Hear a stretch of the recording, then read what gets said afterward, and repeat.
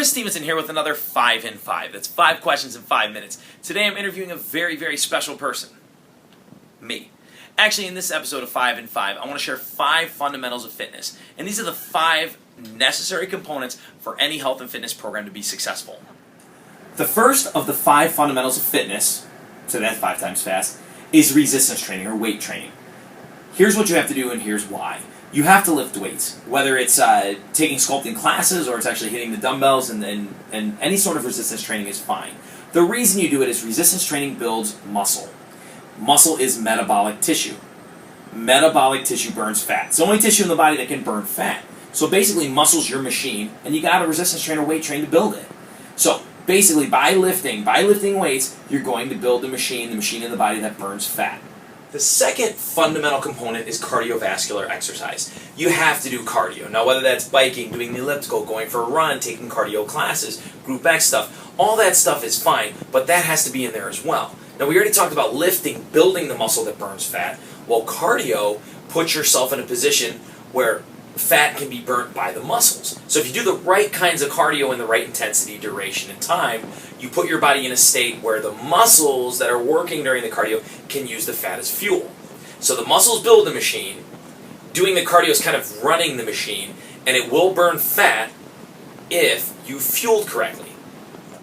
So we've talked about building the muscle, that's metabolic tissue that burns fat. Then putting our bodies in a state where during cardio exercise, where we can burn fat if fueled properly. So let's talk about this fueling properly.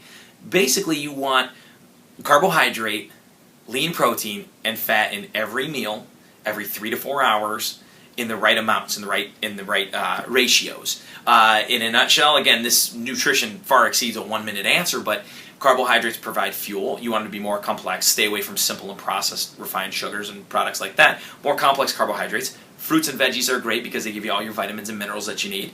Proteins are your building blocks. You need those. And fats serve in a lot of different metabolic processes, and they also help keep you feeling full longer. So you fuel yourself. You put your body in a state where you're doing cardio, and if you're fueled properly, you do the cardio, the muscle's there, it burns the fat.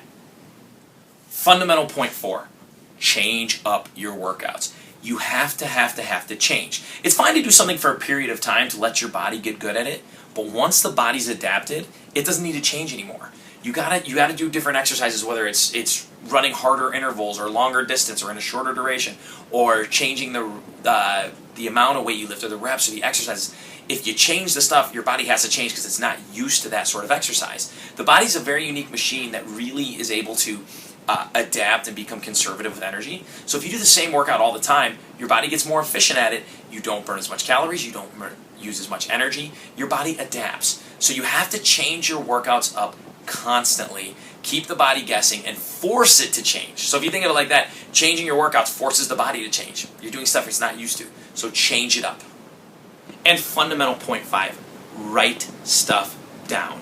It's huge for 2 important reasons. One, you got to write down measurements, whether it's weight, body circumference, body fat, whatever it is you choose to use as measurements. I think photos, using all of the above or some sort of combination, whatever's important to your goals. You got to have that stuff there because if you don't have a starting point, you really don't know how far you've progressed. And it's very motivating to see results. So you have this starting point, and then you see 4 weeks later, these measurements went down or this went up, whatever you're trying to do. And that's very motivating. And being motivated, seeing results, that's going to keep you going on a good, healthy program. The second part about writing it down is so you know what you're actually doing. A lot of times we have an intention of doing certain things, and then what we actually do is different. Maybe I promised myself I'm going to go to the gym 5 times, but I was a little tired on Monday, so I missed Monday. Wednesday my kid had something at school and I had to be at that, and then Friday I left for vacation. So I really only went to the gym twice. But when I'd ask you, you said, oh no, I go 5 days a week. So writing it down really helps you see what you're really doing and helps you adjust and maintain that. Writing down the measurements shows you what progress you've made and that you're on the right track. So those are the 5 fundamentals of fitness. Keep all those in mind.